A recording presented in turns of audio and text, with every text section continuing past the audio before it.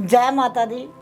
मैं सुनीता बहन जी लुधियाने वाली आपके लिए नवरात्रों का स्पेशल प्रोग्राम लेके आई हूँ।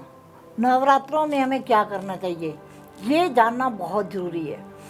कैसे पूजा होती है ये मैंने आपको पिछले एपिसोड में बता दिया।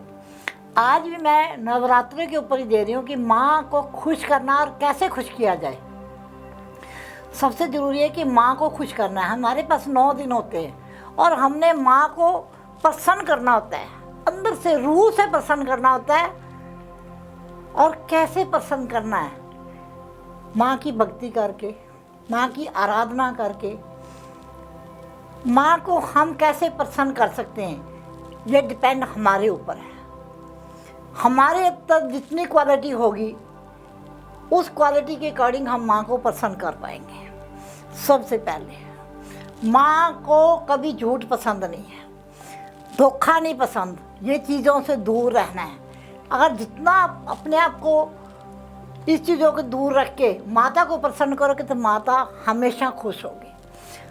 उधर से तो हम भक्ति कर रहे हैं, जोत जला रहे हैं, आरतियाँ कर रहे हैं, उधर से हम ठगी कर रहे हैं, झूठ बोल रहे हैं, लोगों का गला काट रहे हैं और लोगों को, बच्चों को नशे में डाल रहे हैं। तो ये कहाँ की भक्ति है? मुझे ये बताओ कि ये कहाँ की भक्ति है? और उधर हम अपनी जनानी से लड़ाई कर रहे हैं। अगर हम अपनी औरत से लड़ाई करते हैं तो हमारी लक्ष्मी रूठती है। पता है आपको? नहीं पता? ये हमेशा नोट करके रखना कि औरत क्या है? घर की लक्ष्मी। और माता क्या है? दुर्गा माता क्या है? पता है आपको? दुर्गा माता छोटी छोटी कंजके, वो दुर्गा माता है। हमारी बहन बेटियां, ये सब दुर्गा माता है। हम क्या करते हैं?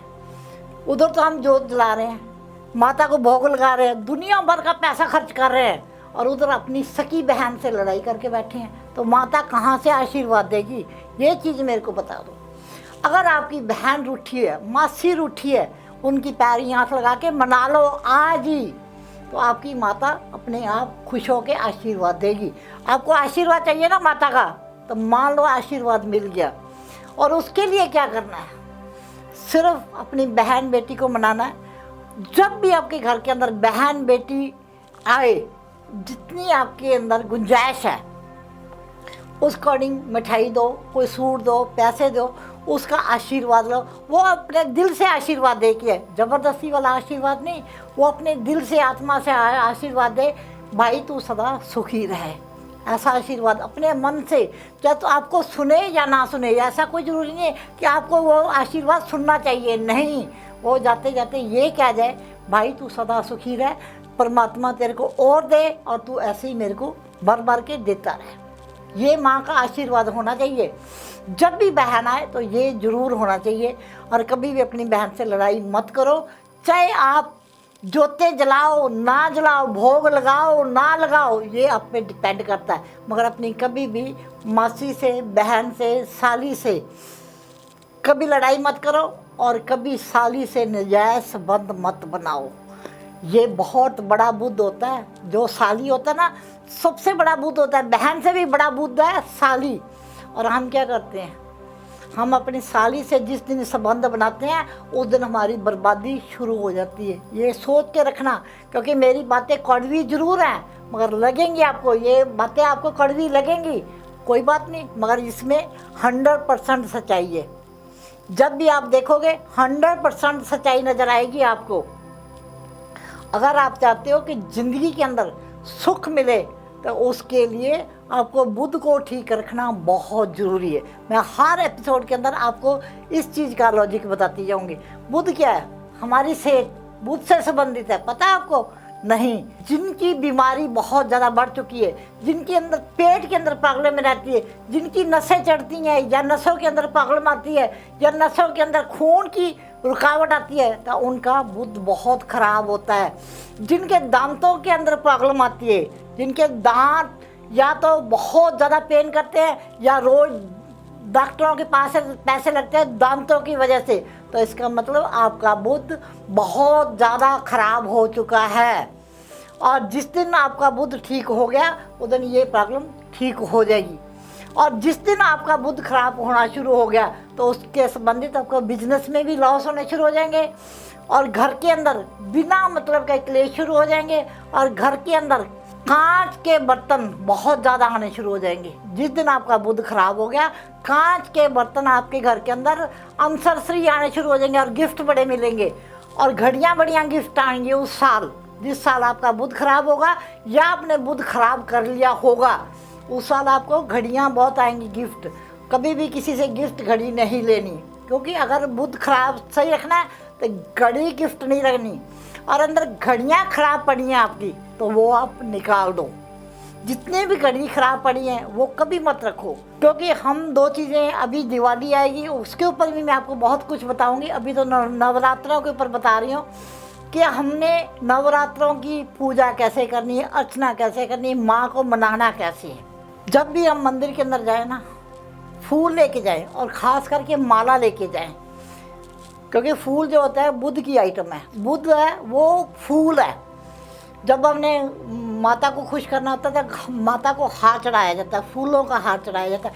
ये नहीं होता कि बड़े बड़े हार चढ़ाए, नहीं, आपकी गुंजाइश जितनी है आप उतना ही माँ को हार चढ़ाए। माँ क्या करते हैं, एक फूल से खुश हो जाती है, मगर आपके अंदर क्वालिटी होनी चाहिए माता को खुश करने की। कई लोगों को मैं ये देखती हूँ कि कई लोग हर हफ्ते चिंतपूर्णी जाते हैं, ज्वाला जी जाते हैं, हर माता के पास जाते हैं, मगर उनको ये नहीं पता कि हम वहाँ जा रहे हैं, हमें उसका फ़ायदा हो रहा है या नुकसान हो रहा है। क्योंकि हम तो अपनी श्रद्धा से जाते हैं, हम विश्वास करके थे माता हमारी झोलियाँ भर के देगी। अगर आपकी कुंडली के अंदर बुध बहुत बढ़िया बैठा हुआ तो आपकी वाकई झोलियाँ भरेंगी, वाकई, इसमें कोई दो राय नहीं। अगर आपका कुंडली के अंदर बुध खराब हुआ तो आपको नुकसान होगा। ये आप अपनी कुंडली दिखाओ और उसके अकॉर्डिंग चलो। अगर आपको नहीं आपकी कुंडली तो आप उसके लिए लॉजिक होते हैं, वो लॉजिक देखो। आपकी बहन, बेटियां, बुआ कोई घर पे दुखी तो नहीं, आपके दांतों के अंदर प्रॉब्लम तो नहीं, आपके पेट के अंदर प्रॉब्लम तो नहीं। अगर ये सब प्रॉब्लम आपको चल रही है तो आपका बुध खराब है। इसलिए आप वहाँ जाके ज़्यादा मत जाओ। जब साल में एक आध जाना कोई मुश्किल ज़्यादा नहीं है, ज़्यादा मत जाओ। कई लोग होते हैं हर हफ्ते जाते हैं, वो मत जाओ। माँ को खुश करो। माँ को खुश करने के लिए कई चीज़ें होती हैं, जैसे कि मैं आज भी आप ब्रह्मचारिणी की बात करूँगी कि आज दूसरा नवरात्र है, माँ ब्रह्मचारिणी का नवरात्र है, तो उसको कैसे खुश करना है ये चीज़ मैं आपको बताऊँगी कि माँ ब्रह्मचारिणी को हमने कैसे खुश करना है।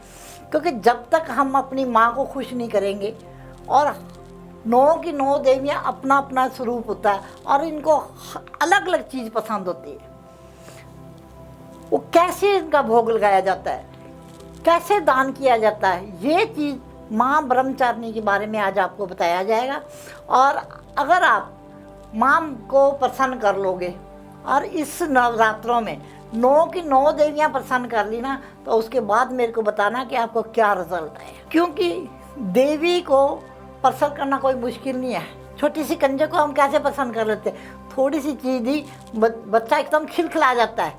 तो ये सोचो कि हमारी माता खुश होगी और माता की पैरियाँ हाथ लगाए, बच्चे की पैरियाँ लगाए, वो आशीर्वाद दे और दिल से दे। कई बार होता है कि बच्चा दिल से आशीर्वाद नहीं देता, हमें मांगना पड़ता है बच्चे आशीर्वाद दे, सिर पे हाथ रख। और कई बार होता है दूर से ही बच्चा ऐसे करता है, जय माता दी, जय माता दी। तो ये इसका मतलब है आपकी माता बहुत खुश है, आप पे बहुत मेहर कर रही है। बुध के बहुत सारे लोग उपाय भी बताते हैं, मगर आपको सही में आज मैं बता रही हूँ कि माँ को खुश करना तो बुध को ठीक करना एक जैसा है। और उसके साथ साथ जैसे बहन है, बेटी है, साली है, इनको भी साथ साथ में खुश रखना बहुत ज़रूरी है। हर इंसान को का फ़र्ज बनता है कि हम अपना ग्रह ठीक करके चलें। कई लोग कहते हैं केड़े ग्रह ने, की ग्रह होंगे ने, मगर ग्रह होते हैं, हर जगह ग्रह होते हैं। कई लोगों की मैंने ये थिंकिंग सुनी है कि क्या क्या ग्रह होते हैं, किसको ग्रह बोलते हैं। जब तक ग्रह नहीं है तो ये आकाश मंडल भी नहीं है। ये भी सोच लो कि आकाश मंडल भी नहीं है, अगर ग्रह नहीं है तो कुछ भी नहीं है।